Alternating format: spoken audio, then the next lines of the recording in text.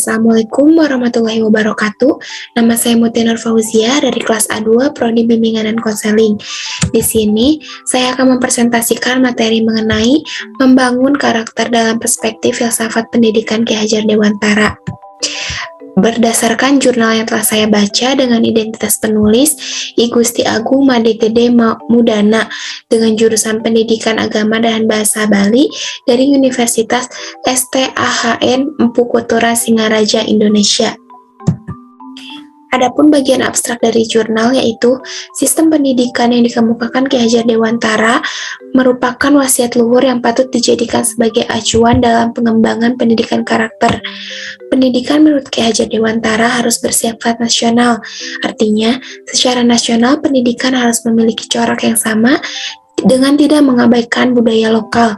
Penyelenggaraan pendidikan jangan terjebak pada pencapaian target sempit yang hanya melakukan transfer pengetahuan, tetapi perlu dengan sengaja mengupayakan terjadinya transformasi nilai untuk pembentukan karakter anak bangsa.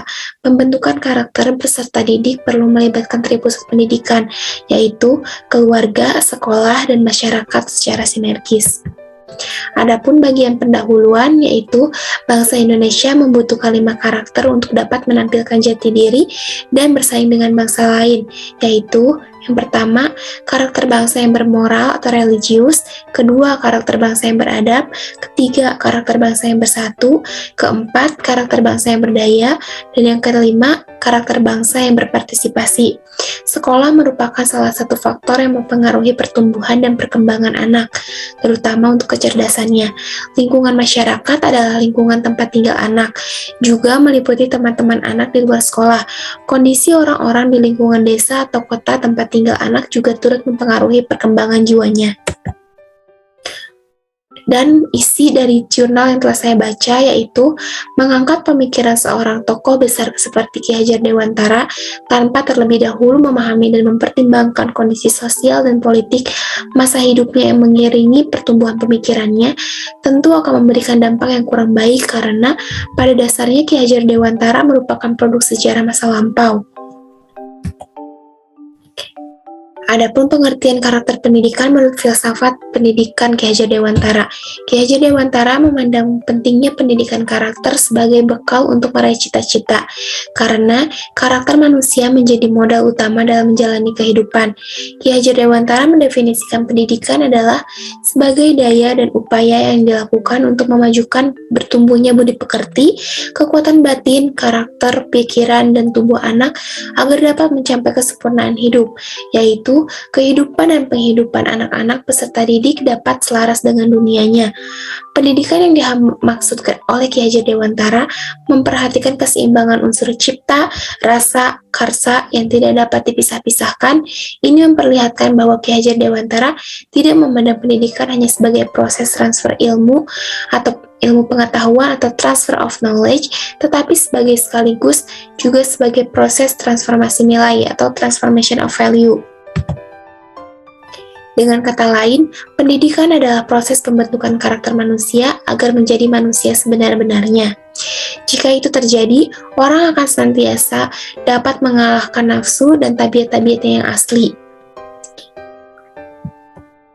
Adapun tujuan pendidikan karakter berdasarkan filsafat pendidikan Ki Hajar Dewantara.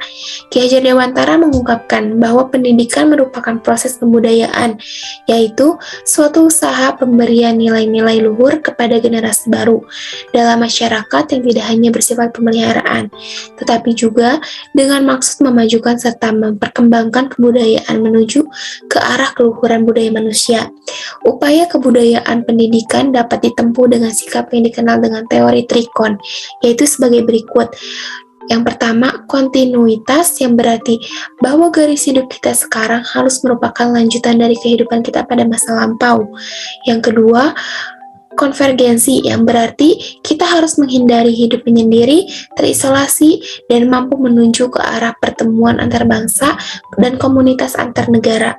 Yang ketiga, konsentris, yang berarti setelah kita bersatu dan berkomunikasi dengan bangsa-bangsa lain di dunia, kita jangan kehilangan kepribadian sendiri.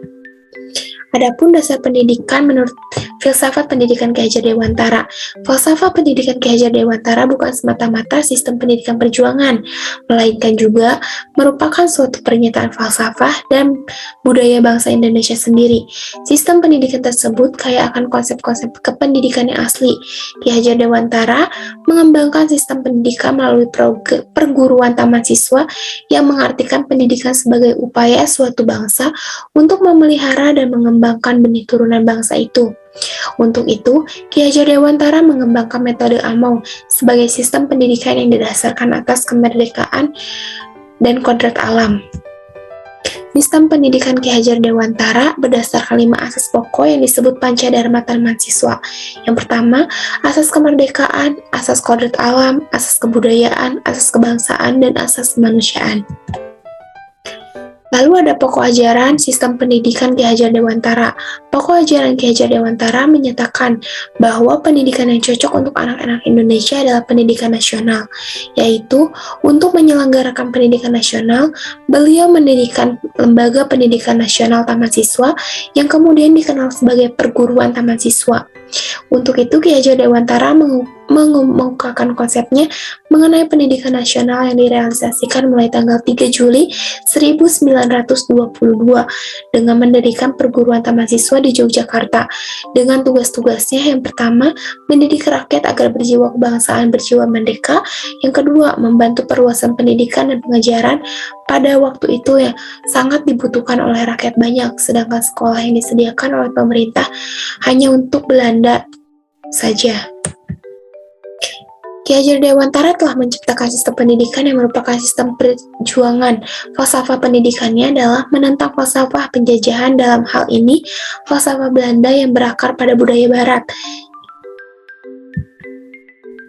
Adapun yang terakhir adalah kesimpulan dari jurnal yang telah saya baca, yaitu sistem pendidikan yang dikemukakan Ki Hajar Dewantara, yaitu Ingarsa Suntuada, Imadia Mangunkarsa, dan Tuturi Handayani adalah wasiat luhur yang patut dijadikan sebagai acuan dalam pengembangan pendidikan karakter.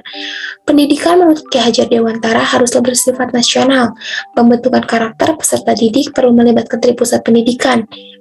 Pengembangan karakter peserta didik perlu memperhatikan perkembangan budaya bangsa sebagai sebuah kontinuitas menuju ke arah kesatuan kebudayaan dunia atau konvergensi, dan tetap memiliki sifat kepribadian di dalam lingkungan kemanusiaan sedunia atau konsentris.